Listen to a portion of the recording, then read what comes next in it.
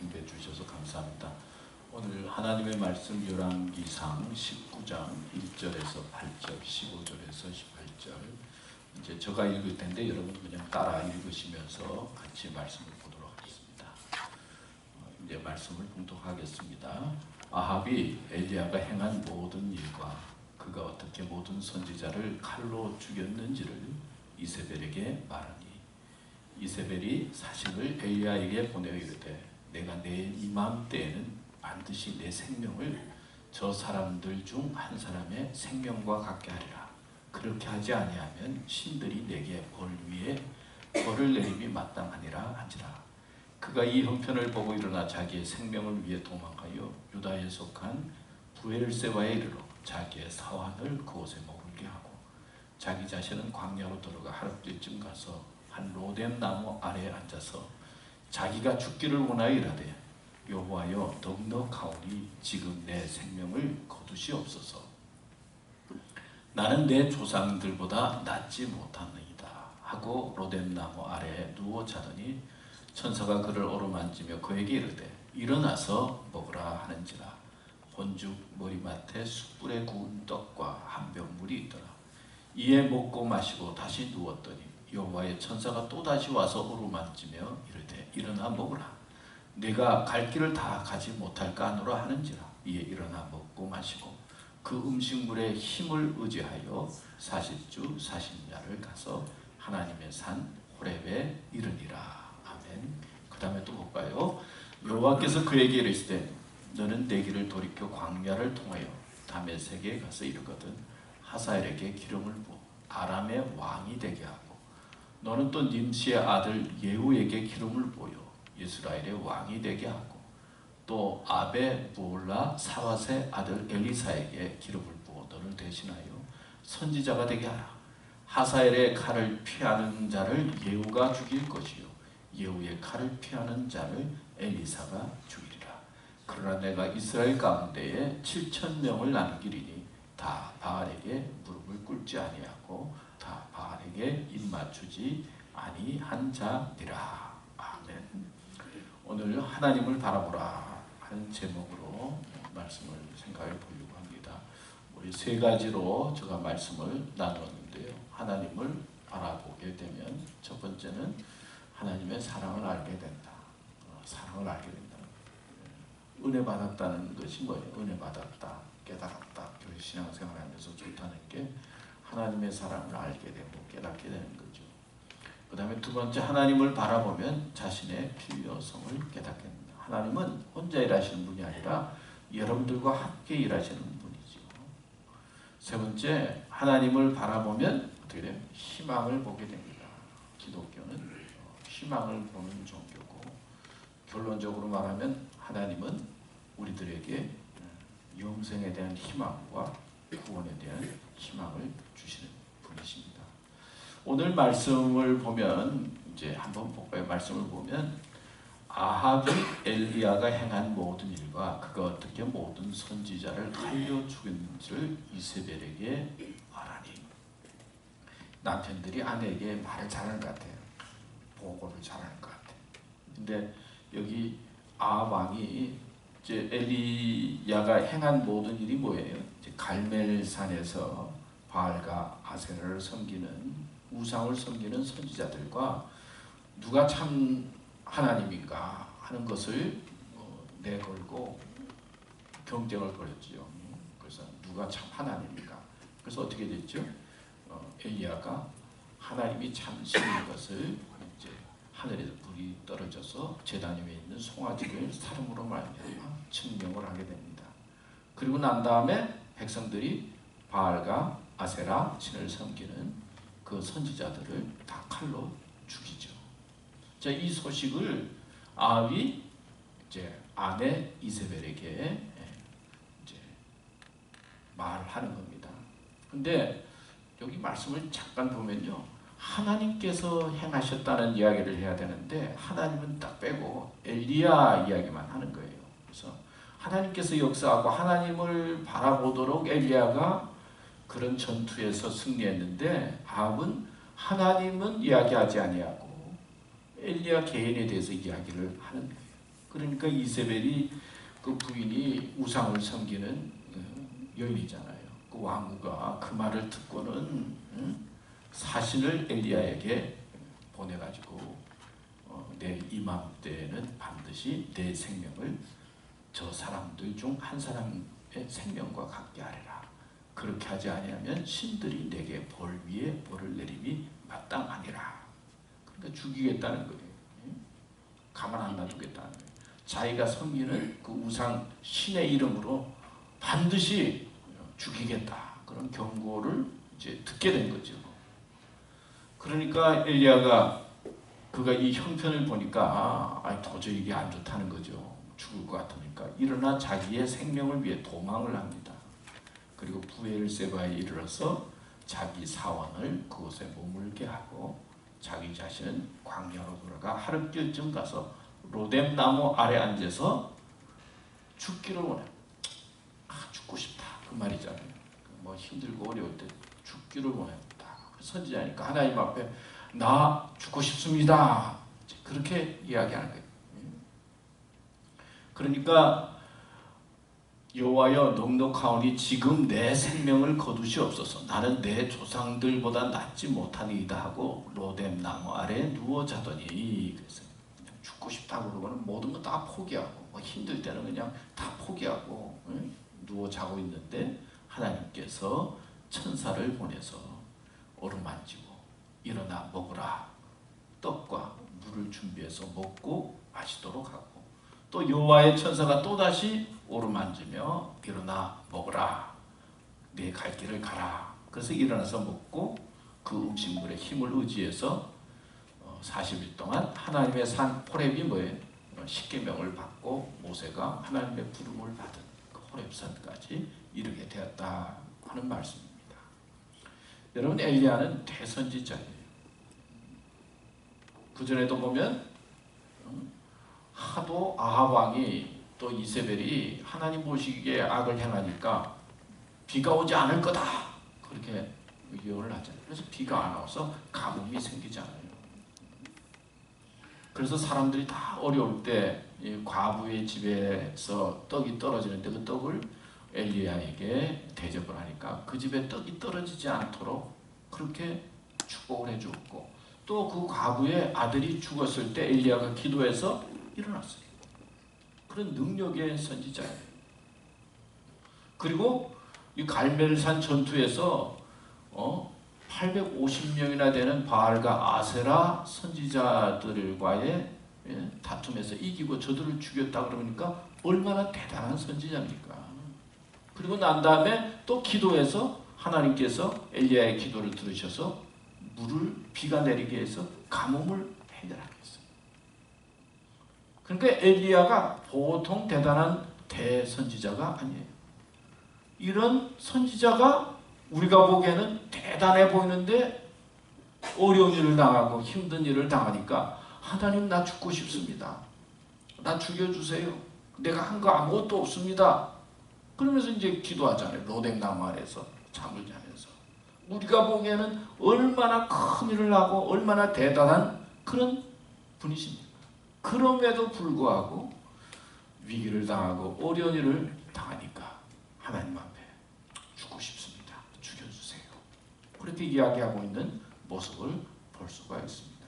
그런데 하나님께서는 이런 엘리야를 향해서 잘했다 못했다 왜 그러냐 그러지 않냐고 천사를 통해서 먹을 것도 챙겨주시고 어루만져 주시고, 그래서 새 힘을 주셔서 호렙산으로 가도록 인도하시는 하나님의 사랑을 볼 수가 있어요. 그래서 첫 번째는 하나님을 바라보면 하나님의 사랑을 알게 됩니다. 로마서 8장 37절에서 39절 말씀에 보면 우리 다 같이 읽을까요? 시작. 그러나 이 모든 일에 우리를 사랑하시는 이로 말미암아 우리가 넉넉히 이기느니라. 내가 확신하노니 사망이나 생명이나 천사들이나 권세자들이나 현재일이나 장래일이나 능력이나 높음이나 기쁨이나 다른 어떤 피조물이라도 우리를 우리 주 그리스도 예수 안에 있는 하나님의 사랑에서 끊을 수 없습니다. 우리가 세상에 두려운 일이 생기고 무슨 일이 생기면 세상은요 자꾸 거기에 빠지게 만들어요. 빠지게 만들어요. 그래서 두렵고 힘들고 어려운 일이 생기면 이 세상은 자꾸 거기에 우리의 생각이 머물게 만드는 그런 특징을 가지고 있어요. 그래서 자꾸 두려움과 불안이 커지는 거예요. 그리고 잠도 안 오고 말이에요. 자꾸 불안하고. 이 세상이 그런 거예요. 그런데 우리가 두려움과 불안과 지금 엘리야처럼 죽고 싶은 그런 상황에 있을 때 하나님 나 죽고 싶어요 하고 하나님을 바라보면 하나님께서는 우리를 위로해 주시고 어루만져 주시고 그리고 소망을 주시고 더 나아가서는 아 내가 혼자가 아니구나 하나님의 사랑을 깨닫게 해주시는 축복과 은혜가 있다는 거예요. 생각해보면요 엘리야가 이런 대제사장인데 갈멜산 전투에서 이제 이겼어요. 그래서 백성들이 막 환호를 하면서 선지자들을 우상 섬기는 자들을 죽였어요. 얼마나 대단합니까? 그런데 엘리야가 보니까 아니 이런 대승리를 거두었으면은 백성들을 향해서 왜 머뭇머뭇하느냐 하나님의 편을 택하든지 세상 편을 택하든지 택하라 그러고는 강력하게 백성들에게 이야기를 했는데 아니 승리를 했는데 백성들이 변한 게 없어요. 그냥 그대로예요. 아합 왕도 이세벨도 아니 승리했으면은 아 하나님이 계십니다 하고 돌아와야 되는데 도리어 승리했음에도 불구하고 아합 왕이나 이세벨이 더 마음이 완악해져 가지고 죽여야 되겠다는 거예요. 생각해 보니까 그렇게 위대한 일을 했음에도 불구하고 자기가 보니까 달라진 게 없어요. 실패한 거예요. 그렇잖아요. 확 달라져서 백성들이 막 하나님을 믿게 된다든지 하나님의 역사를 봐야 되는데 전혀 큰일을 하느라고 했지만은 승리한 것 같지만은 전혀 변화된 게 없어요. 실패한 것처럼 느끼는 거예요. 자기가 한 게 이루어진 게 없는 거예요. 하나님을 믿는 백성으로 돌아와야 되는데 큰일은 했지만은 돌아온 게 없는 거예요. 그러니까 마음에 실패감을 갖는 거예요. 내가 한 거 아무것도 아니구나.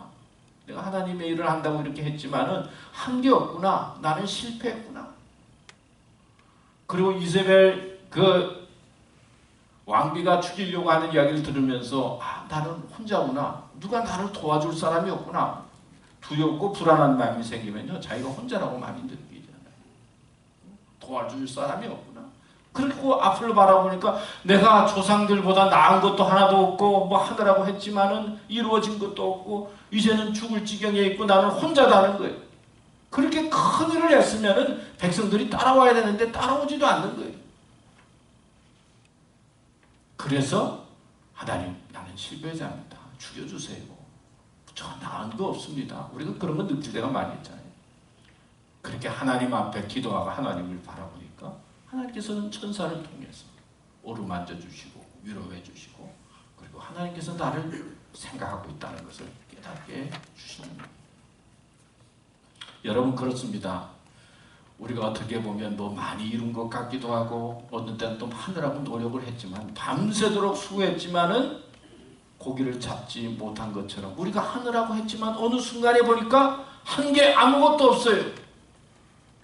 인생에 아무것도 한 것 없이 시간만 지냈어요.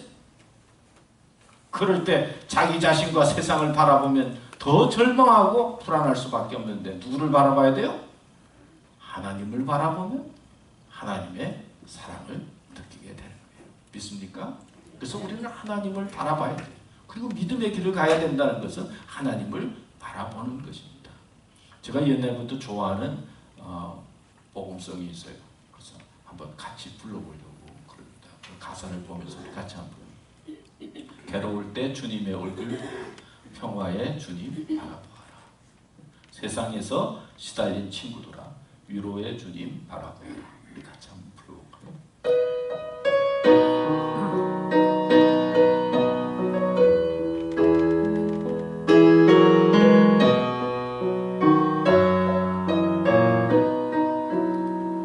외로울 때 주님의 얼굴 보라.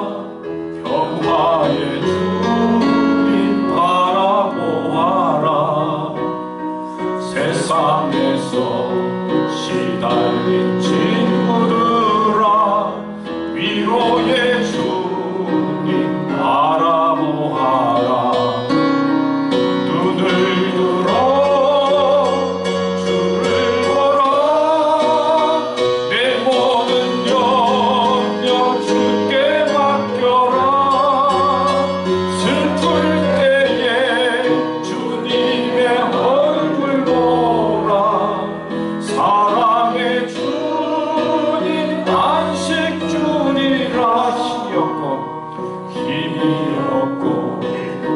내 마음 연약할 때 능력의 주님 바라보아라.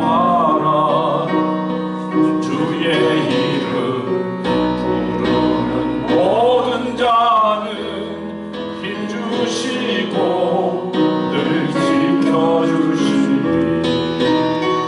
눈을 들어 주를 보라. 내 모든 염려 주께 맡겨라. 슬플 때에 주님의 얼굴 보라. 사랑의 주님 안식 주이라. 아멘. 괴롭고 힘들 때 자꾸 사람이 보이고 세상이 보일 수밖에 없어요. 그럴 때 우리는 눈을 들어서 주님을 바라보면 우리들에게 하나님의 사랑을 느끼게 해주시고 안식을 주실 줄 믿습니다. 두 번째는 하나님을 바라보면 자신의 필요성을 깨닫게 된다. 오늘 열왕기상 19장 15절에서 17절 말씀에 보면 하나님께서 이제 엘리야에게 말씀하십니다. 여호와께서 그에게 이르시되 너는 내 길을 돌이켜 광야를 통해 해서 다메섹에 가서 이르거든 하사엘에게 기름을 부어 아람의 왕이 되게 하고 너는 또 님시 아들 예후에게 기름을 부어 이스라엘의 왕이 되게 하고 아벨 무올라 사밧의 아들 엘리사에게 기름을 부어서 너를 대신하여 선지자가 되게 하라. 하사엘의 칼을 피하는 자를 예후가 죽일 것이요 예후 칼을 피하는 자를 엘리사가 죽이리라. 그러니까 하나님을 바라보니까 하나님께서 일하도록 엘리야에게 일감을 주시는 거예요. 기름을 부어서 왕이 되게 하고 아람의 왕이 되게 하고 하사엘에게. 그러니까 하나님을 바라보면은 하나님께서는 나를 부르시고 나에게 무언가 일할 수 있는 일감을 주시는 거예요. 하나님은 우리와 함께 일하시기를 원하시는 분이잖아요. 하나님은 우리를 필요로 하세요. 우리를 통해서 하나님의 역사를 이루기를 원하세요. 하나님을 바라보면 하나님께서는 나에게 무언가 일을 맡기시고 그리고 나를 통해서 하나님의 일을 하려고 하시는 것을 발견할 수가 있어요. 여러분, 할 일이 없다. 내가 할 일이 없다. 이것처럼 참 힘든 게 없어요. 자신의 무능력을 느끼게 되는 것이죠.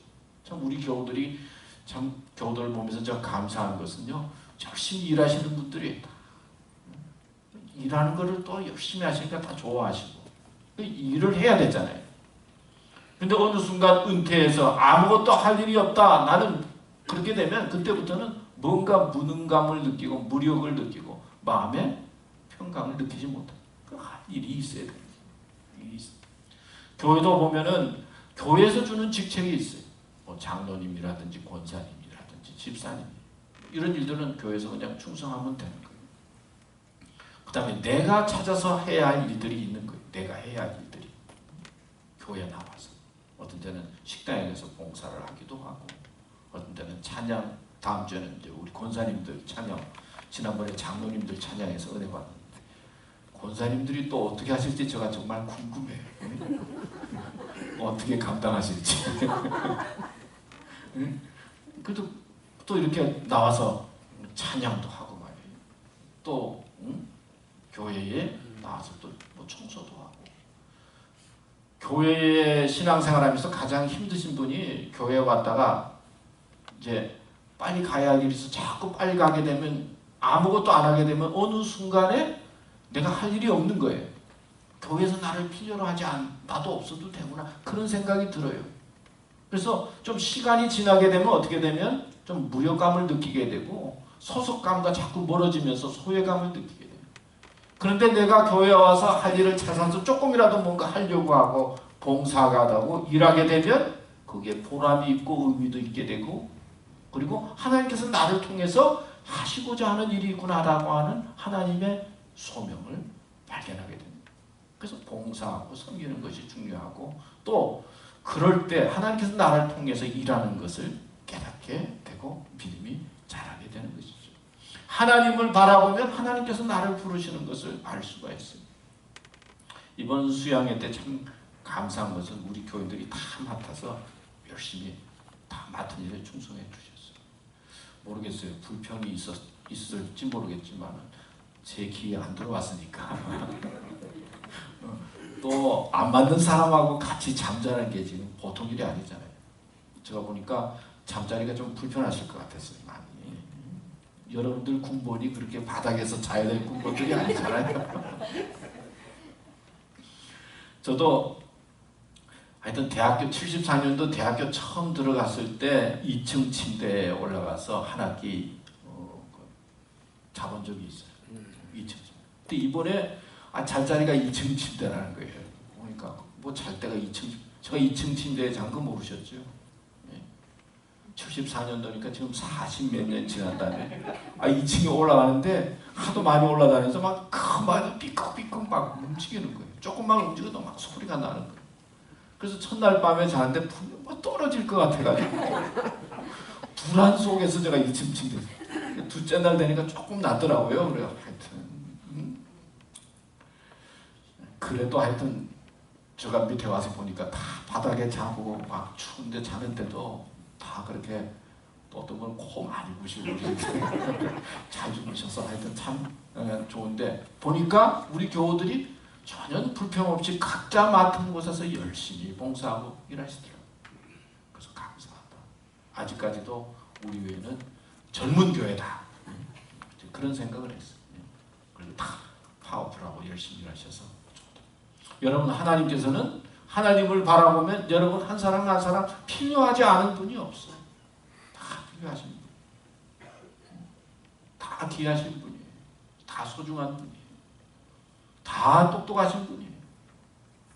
우리는 믿음의 눈으로 보면 겸손한 마음으로 보게 되면 다 소중하고 귀한 분. 죄인이지만은 하나님께서 여러분들을 이 교회에 부르셔서 각자 맡은 곳에서 봉사하게 하고 하나님의 뜻을 이루게 되는 것입니다. 하나님은 여러분 한 사람을 필요로 하세요.